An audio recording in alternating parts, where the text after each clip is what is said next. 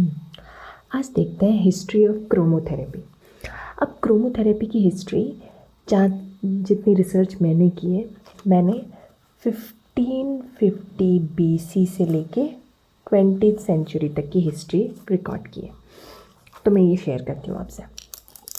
सबसे पहले हम स्टार्ट करते हैं 1550 BC। अब इसमें सबसे पहले क्या रिकॉर्ड हुआ है कि ये थे एंशियंट इजिप्शियंस और ग्रीक्स। इन्होंने क्या किया, ये दो तरीके से क्रोमोथेरेपी को यूज़ कर रहे थे। किस तरीके से? सनलाइट के थ्रू। अब सनलाइट के थ्रू या तो ये दो तरीके से यूज़ कर रहे थे, यानी एक था डायरेक्ट और एक इनडायरेक्ट। डायरेक्ट इनडायरेक्ट कैसे? या तो डायरेक्ट इन्होंने वो सनलाइट ले ली, एक्सपोजर किया उसका, सनलाइट के एक्सपोजर में रहे, तो ये हो गया डायरेक्ट। और इनडायरेक्ट में क्या किया उन्होंने ऑयल्स और मतलब सन के अंदर रख दिए ऑयल्स और सनलाइट में छोड़ दिया, और ऑइंटमेंट्स हैं उनको सनलाइट में छोड़ दिया और फिर उनसे खुद को ट्रीट किया। फिर नेक्स्ट हम और आगे बढ़ेंगे, तो अब आगे 384 टू 322 BC में। अब इसमें कौन से लोग थे? एरिस्टोटल, प्लेटो और पाइथागोरस। इन लोगों ने क्या किया? इन लोगों ने ये पता लगाया, इन लोगों ने स्टडी की, किस चीज़ की? लाइट की, इसकी स्टडी की। और फिर इन्हें पता चला कि अगर दो अलग अलग कलर्स की लाइट को, जैसे सपोज़ कि ये ब्लू कलर है और ये येलो कलर है, अगर इन दोनों कलर्स की लाइट को जोड़ दिया जाए, एक दूसरे से मिला दिया जाए, यानी इस सेंस में एक दूसरे पे ओवरलैप कर दिया जाए या मिला दिया जाए, तो ये एक तीसरा ही कलर बना देता है। उन्होंने देखा कि ये एक तीसरा ही कलर बना रहा था। तो इससे उन्हें पता चला कि दो लाइट्स को मिलाकर एक तीसरा कलर बनाया जा सकता है, और उन्होंने यही दोनों कलर्स लिए थे। इसके आगे हम बढ़ेंगे, तो अब आ जाते हैं 980 AD में। इसमें इस पर्सन का नाम था इबा सिना, इसको एविसिना भी कहते हैं, अरेबिक थे ये। अब इन्होंने अपने हिसाब से जब इन्होंने कलर्स के ऊपर रिसर्च की तो उसको 3 कैटेगरी में डिवाइड कर दिया। अब इसमें कौन से थे? सैंग्विनस टेम्परामेंट,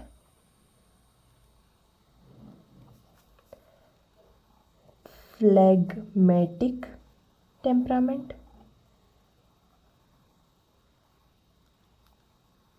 और है बाइलियस ह्यूमर। ये 3 नाम दिए उन्होंने। अब इन तीनों को भी उन्होंने तीन कलर्स में भी डिवाइड कर दिया। कौन सा? ये वाला था रेड, ये वाला था ब्लू और ये वाला था येलो। अब इन वर्ड्स के मतलब क्या है? सैंग्विनस का मतलब होता है स्टिमुलेटिंग, स्टिमुलेट करने वाली चीज़ें, यानी जो बहुत एनर्जेटिक है, जो बहुत पावर दे रही हो। फ्लेगमेटिक यानी जो उतनी पावर नहीं देती है, यानी थोड़ी ठंडी सी पड़ी हुई है, या फिर थोड़ी सैड है, मेलंक्लॉनिक है, वो हो गए फ्लेगमेटिक। और बाइलियस जो कि हमारी बॉडी की डाइजेस्टिव सिस्टम पे अल्कलाइजिंग इफेक्ट दे रहा हो। अल्कलाइजिंग इफेक्ट यानी ये क्या क्या कर रहा है? ये इसको हम ब्लड मान सकते हैं, एनर्जी दे रहा है और मोशन को शो कर रहा है, यानी मूवमेंट को शो कर रहा है। ब्लू क्या कर रहा है? कामिंग है और कूलिंग है। और येलो क्या कर रहा है? अल्कलाइजिंग इफेक्ट दे रहा है, अल्कलाइजिंग इफेक्ट दे रहा है। अब इससे आगे बढ़ेंगे तो अब आते हैं हम 6th सेंचुरी पे। 6th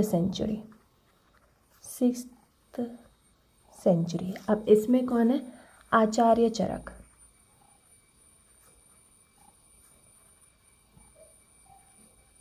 जिन्होंने चरक संहिता, जिनके थ्रू हमें चरक संहिता मिली है, वो है आचार्य चरक। इन्होंने क्या किया, इन्होंने सनलाइट का इफ़ेक्ट चेक किया। सनलाइट का इफ़ेक्ट किन पे, हमारे चक्रास पे। उन्होंने देखा कि सनलाइट का हमारे चक्रा पे क्या असर होता है। सनरेज में वैसे भी 7 कलर्स होते ही है और चक्रास भी 7 है और कलर्स भी वो भी 7 कलर्स में ही है।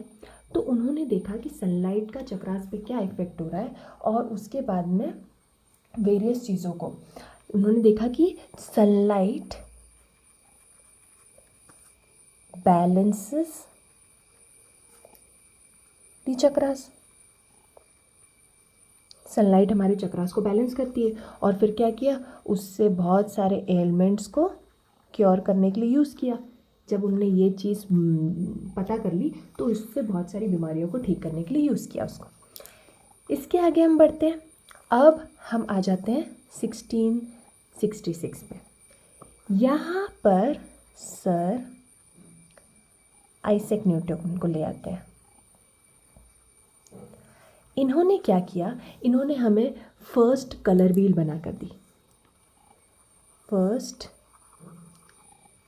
कलर व्हील बनाई इन्होंने, फर्स्ट कलर व्हील बनाई और फिर प्राइमरी और सेकेंडरी कलर्स को कैटेगराइज कर दिया। यानी अभी तक बहुत सारे कलर्स ऐसे ही पड़े हुए थे, कोई भी कलर को किसी भी कैटेगरी में डाल रहा था। अब इन्होंने प्रॉपर एक कलर व्हील बना के दे दी और फिर उसको प्राइमरी और सेकेंडरी कलर्स में डाल दिया। इसके आगे फिर बढ़ेंगे तो अब आ जाते हैं 17th सेंचुरी पे। 17th सेंचुरी में आते हैं जॉन गोथे।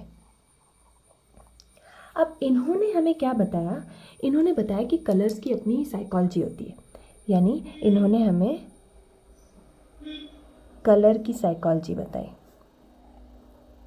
साइकोलॉजी, इनका कहना ये था कि जो इमोशनल इम्पैक्ट है कलर्स का वो हमारे परसेप्शन पे डिपेंड करता है। परसेप्शन का मतलब ये हो गया, अब कुछ लोगों को ब्लैक कलर बहुत अच्छा लगता है तो वो जैसे ही ब्लैक कलर को देखते हैं वैसे ही उन्हें अच्छी वाली फीलिंग आती है, एकदम मन खुश हो जाता है, ब्लैक देखते ही खुश हो जाते हैं। पर कुछ लोगों को ब्लैक कलर बिल्कुल भी पसंद नहीं है, तो जैसे ही वो ब्लैक कलर देखेंगे तो उनका मूड भी ख़राब हो जाएगा। तो ये क्या डिपेंड कर रहा है कि एक इंसान के कलर का परसेप्शन, उसके माइंड में उस कलर की जो इमेज बनी हुई है उस पर उसका इफ़ेक्ट भी वैसा ही होगा। अगर किसी को जो जिस कलर को जिस सेंस में लेता है उस पर उस कलर का असर भी वैसे ही होगा। इसका मतलब कि कलर थेरेपी भी हर किसी को एक जैसी नहीं हो सकती। वो इंसान उस कलर को किस वे में लेता है उसी की तरह से वो कलर उस पर इफ़ेक्ट करेगा। ये चीज़ जॉन गोथे ने प्रूव की, एक्सप्लेन किया एक्चुअली। उसके आगे बढ़ते हैं हम। अब आ जाते हैं हम 18th सेंचुरी पे। 18th सेंचुरी पे आते हैं